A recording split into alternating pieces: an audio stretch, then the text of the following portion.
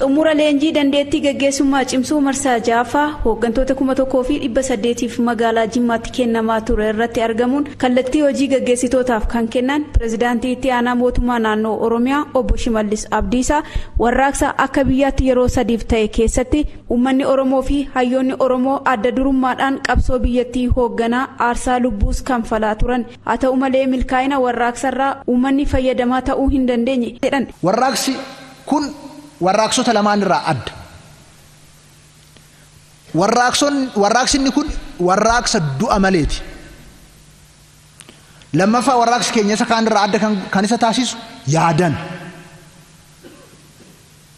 yaadan injifanna, yaadan mo'anna, falmii yaadatiin yaada caalmaa qabu dhiyeessuudhaan. Sadaffaa warraaqsa keenya adda kan isa godhu humna hunda dabalata.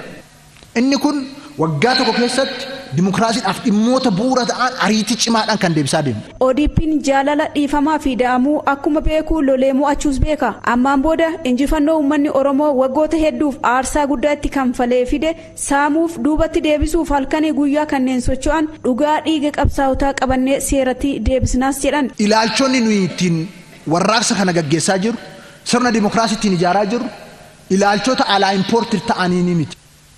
Oromoon warraaqsi inni gaggeessaa jiru kun sirna gadaa irratti waan bu'uureffamedha. Qajeeltoowwan sirna gadaatti fayyadamuudhaan waan gaggeeffamaa jirudha. Ida'amuu yeroo jennu namni baay'een maal inni maddamariin kun jedha. Maddamariin kun waan biraa jechuu miti. Sirna gadaa jechuudha. Hiikoo biraan qabu. Sirni gadaa moggaafachaadhaan ilma marcumaatti ilma boojuudhaan ilma mixiidhaan hunda ofitti qaba. Hunda kan isaa godhata. Uummanni Oromoos injifannoo siyaasaa wareegama lubbuu qaalii hedduutiin argame kana itti dhiyeenyaan hordofuu fi yeroo kamuu caala nagaaf tasgabbii naannoo isaatiif dhaabbachuu qaba jedhan. Namni yookaan leenjiidhaan yookaan kitaaba dubbisuudhaan mari'achuudhaan humna isaa yeroo yerootti dabalaan deemu taanaan humna hawaasaa dabalaa deemuu hin danda'u. Misooma dabalaa deemuu hin danda'u. Jijjiirama barbaadamu sana fiduu hin danda'u. Kanaaf leenjiin mariin baay'ee murteessa. Keessoon keenya cimee jennaan homtuu nu dhaabuu hin danda'u. Keessoon keenya hin cimne taanaan humna xiqqaatu nu diiga. Kanaaf kun amma dakaatti itti fufuu danda'u tira jiraate. Muuxannoo jiru qooduudhaaf humna haaraa cimsuudhaaf humna haaraaf humna dabalataa kennuudhaaf. Obbo Qaasim Jaakisoo qindeessaa ijaarsaa fi dandeettii kaabinee naannoo Oromiyaati. Yeroon ammaa yeroo jijjiirama keessa jirru. Yeroo jijjiiramaa kana baannee gara fuulduratti geessuudhaa fi humna raawwachisummaa hooggansaa cimsuun dirqama ta'a.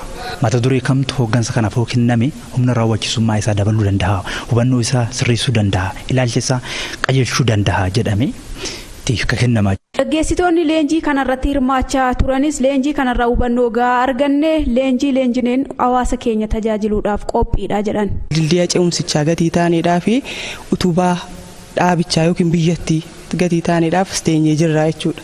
Isa kana immoo nurra duwwaarraa miti tokkoon an Oromoodha kan jedhurraa kan eegamudha jechuudha. Waan amma keessa jiru kan hubannee rakkoowwan nageenyaa gama hundaan bakka adda addaatti nu qoraa jiran kanallee akkamittiin tooftaa kamiin akka keessa ba'uu hubannoo cimaa kan arganneef kutannoo keenya gara fuulduraallee xiiqii kan nu keessatti uume ta'uu isaati.